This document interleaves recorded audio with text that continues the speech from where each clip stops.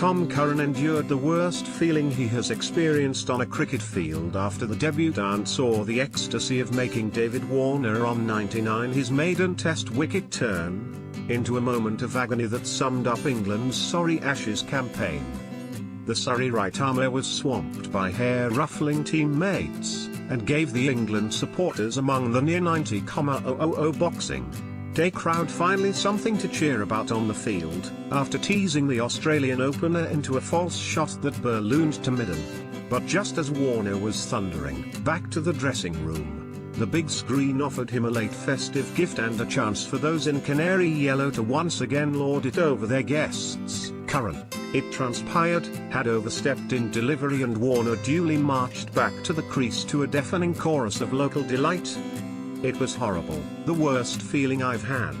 But looking at the positives, I get to get my first wicket twice, said Curran after the close, reflecting on the day he became England's 682nd Test cricketer but received an almighty kick in the teeth along the way.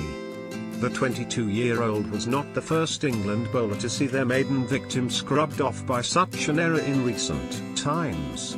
Ben Stokes was denied the scalp of Brad Haddin in Adelaide 4 years ago, and Mark Wood, the Durham quick who Curran nudged ahead of here, thought he had New Zealand's Martin Guptill at Lords in 2015. But neither bowler had it rubbed in their face so soon after, with Warner nudging the next ball off his hips for Test century number 21 and his trademark helmet-pumping celebrations.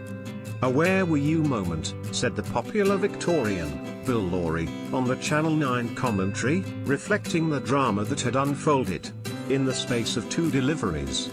What followed was nothing new for the series, however. Curran muttered something to the Australian vice-captain, who then returned the season's greetings in kind. Johnny Bairstow and Jimmy Anderson were then in the mix before umpires Kumar Dharmasena and S. Ravi, new to the fray but no doubt briefed by the officials they replaced, brokered the peace. It was just one of those things where the bowler's going to be annoyed that he overstepped the mark, said Warner, who fell for 103. I didn't let it go, I obviously had to bite back as I normally do. Getting recalled was fantastic, but it was a bit of a roller coaster of emotions between those 2 deliveries.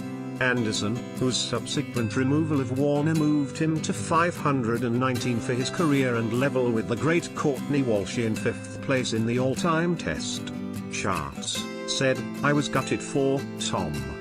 It was hard to watch the elation in his face then drain from his face seconds later when the big screen showed his foot came over the line. It's one of those things you've got to learn the hard way, and unfortunately for him it's on debut at the Boxing Day Test match. I'm sure he'll be behind the line from now on. Asked about a slow surface that saw just 244 runs scored for the cost of 3 wickets on the opening day, Anderson replied, people want to see entertaining cricket, especially in an iconic Test match like Boxing Day Test match at the McGee. We didn't add to that excitement unless you're a David Warner fan. It wasn't exciting to watch and it wasn't exciting to play in, to be honest, when it's attritional like that. But that's the pitch that we've got, and we've got to put